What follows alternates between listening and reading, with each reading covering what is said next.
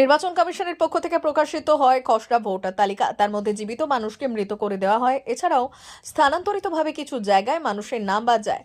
আর অসুবিধার সম্মুখীন হতে হয় সাধারণ মানুষকে বলে অভিযোগ করেছেন বিজেপির নেতা উমেশ রায়। একজন পিতা তার ছেলে যার জন্ম বাংলাতে, সেই ছেলের নাম ওঠেনি এসআইআর এর ফাইনাল লিস্টে বলে অভিযোগ করেছেন। মা বেঁচে রয়েছে, কিন্তু এসআইআর এর লিস্টে মাকে মৃত বলে ঘোষণা করা হয়েছে। এই নিয়ে ক্ষুব্ধ ছেলে। তিনি জানিয়েছেন যে যদি ঠিকঠাকভাবে এই লিস্ট না করা হয় তাহলে বহু মানুষের নাম কাটা যাবে তার মায়ের মতো। আর এর পরিপ্রেক্ষিতে তিনি কোর্টের দ্বারস্থ হতে চলেছেন। বেলও কিভাবে জ্যান্ত মানুষকে মৃত বলে এই এসআইআর এর লিস্টে আপলোড করেছে সেই নিয়েই অভিযোগ করতে চলেছেন কোর্টের কাছে। তিনি জানতে চাইছেন যে কে বা কারা এই কাজগুলো করছে, তার পূর্ণ তদন্ত হওয়া উচিত। আর তার এই মর্মেই তিনি কোর্টে মামলা করতে চলেছেন বলে জানিয়েছেন আমাদেরকে। আর এই নিয়ে বিজেপি নেতা উমেশ রায় জানিয়েছেন এগুলো সব করছে টিএমসি নেতারা। দিন থেকেই অভিযোগ তুলেছিলাম যে বিশেষ করে উত্তর হাওড়ায় যাদেরকে বিএলও নিযুক্ত করা হয়েছে তারা টিএমসির লোক। বিভিন্ন জায়গাতে আমরা দেখেছি বিএলও আর বিএলএ 2 দুজন মিলে অনেক ইনোমিনেশন ফর্ম তারা বিলি করতে দিল না। যে ফর্মগুলো বিলি হয়েছে সেটা সঠিকভাবে ফর্ম ফিল আপ করলো না। জমা নেওয়ার পর এরকম কি করে দিয়েছে বিএলও অ্যাপে যে যারা নিজে উপস্থিত আছে ফর্ম ফিল আপ করেছে তাদেরকে, যার কাছে রিসিভিং আছে তাদেরকে বলছে অস্থায়ীভাবে শিফটেড। কিছু লোককে বলছে খুঁজে পাওয়া যায়নি। আরে খুঁজে পাওয়া যায়নি তাহলে ফর্ম দিলেন কি করে আর ফর্ম ফিল আপ করলো কি করে? জীবিত ব্যক্তিকে মৃত দেখানো হয়েছে। এটা পূর্ণভাবে তৃণমূল কংগ্রেসের এই যে অভিষেক ব্যানার্জি আহ্বানে বিএলওকে ঘিরে 5 জন বাড়ি বাড়ি গেছে, তারা জোর করে লোকের নাম কাটিয়েছে। তারা অবজেকশন ফাইল করেছে, এরা এখানে থাকে না বলে লোককে পার্মানেন্ট শিফটেড দেখিয়ে দিয়েছে। এরকম হাজার হাজার অভিযোগ আমার কাছে আসছে। কাল থেকে নাম বেরিয়েছে আর মানুষ আসতে শুরু করে দিয়েছে যে দাদা আমি তো এখানে আছি, আমি ফর্ম পাইনি। কেউ বলছে আমি ফর্ম ফিল আপ করে দিয়েছি, রিসিভ আছে, আমাকে শিফটেড দেখিয়ে দিয়েছে, জীবিত ব্যক্তিকে মৃত দেখিয়ে দিয়েছে।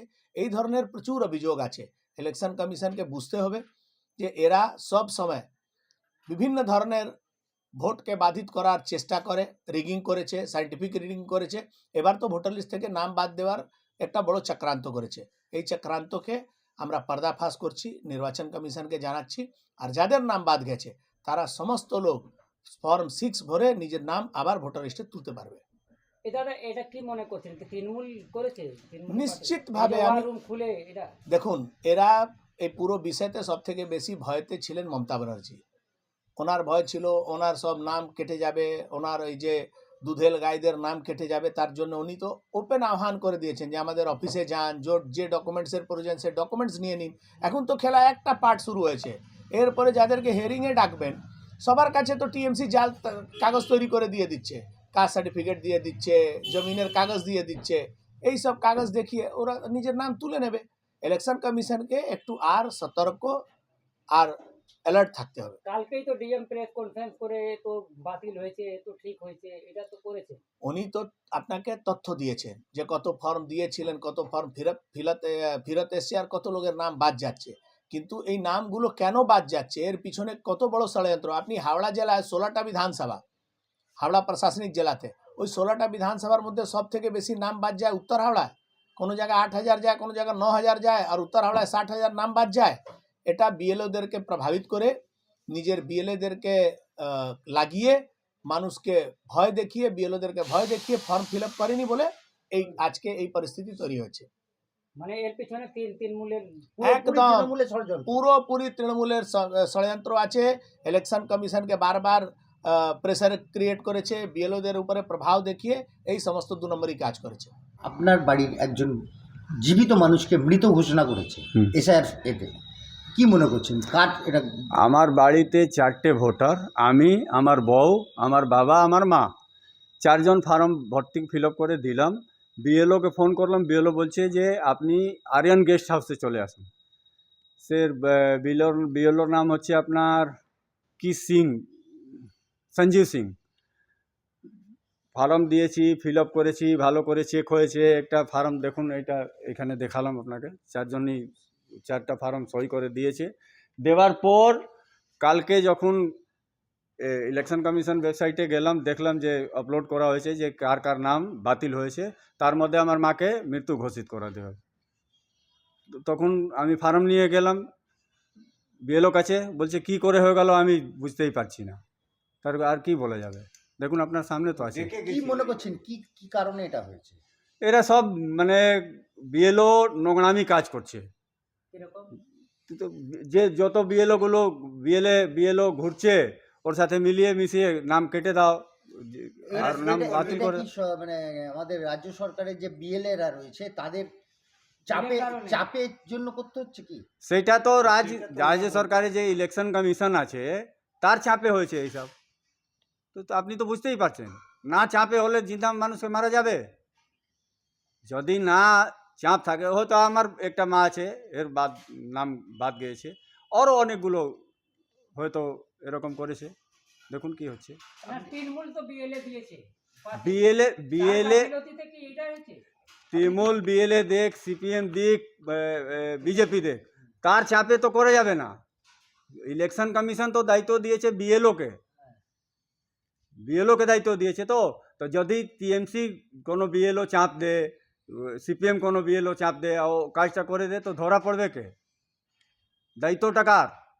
মানে ওদের গাফিলতিতে আপনার মানে নামটা এরকম হয়েছে। হ্যাঁ, এখন কি চাইছেন?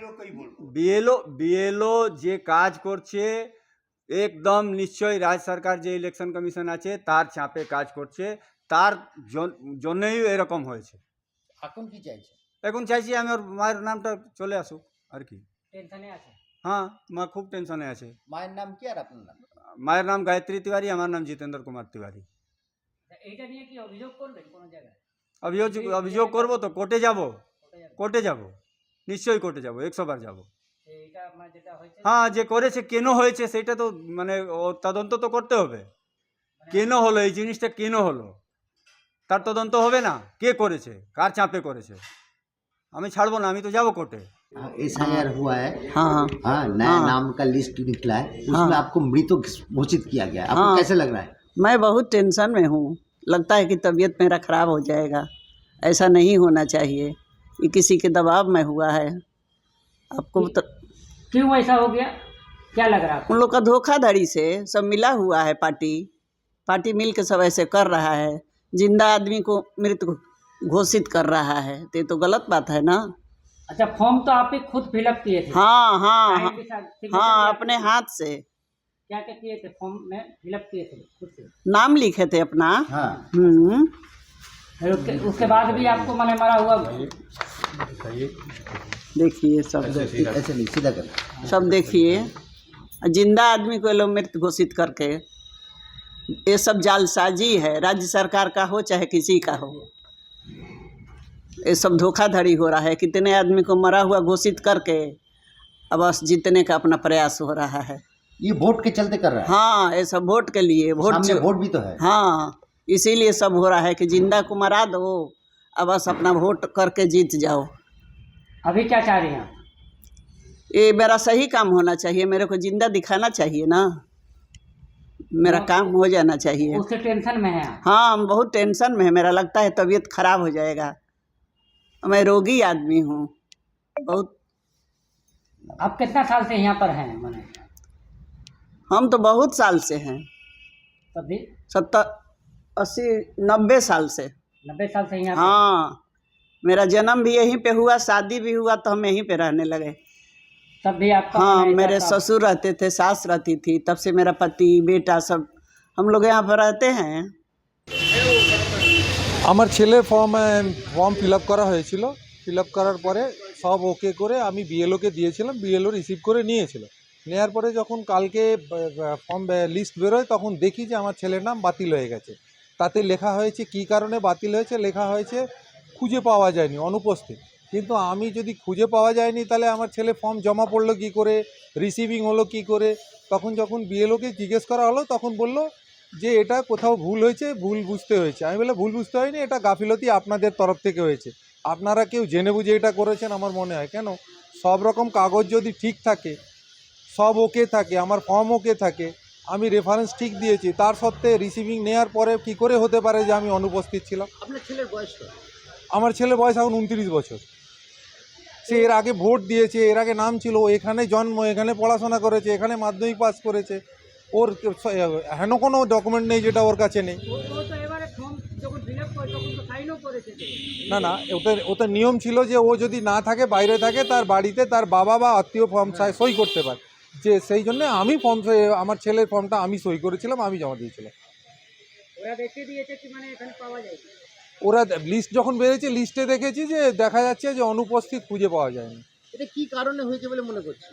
আমি তো এটাই মনে করি যে এটা জেনে বুঝে লোকাল ওই লোক আর ওই বিএলও মিলে গাফিলতি করেছে, এটা আমি চাপে করতে হয়েছে। হ্যাঁ, এটাই আমার মনে হচ্ছে, আমি তো যা বুঝতে পেরেছি। এই নিয়ে সমস্যায় পড়েছে? হ্যাঁ, সমস্যায় পড়েছে?